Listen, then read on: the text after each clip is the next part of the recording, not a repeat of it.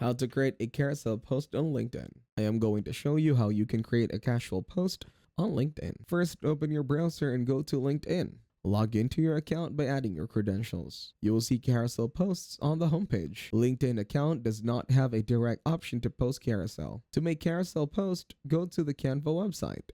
Log in and make sure. Search LinkedIn in the search bar and press enter. You can create a new design or use any template. Customize your text in the design and click on the share button. Click the download option and choose your file type. For demonstration, I select PDF standard. Hit download button to start downloading. Select the path for your file and click on save. After downloading, go to the LinkedIn website and click on start a post.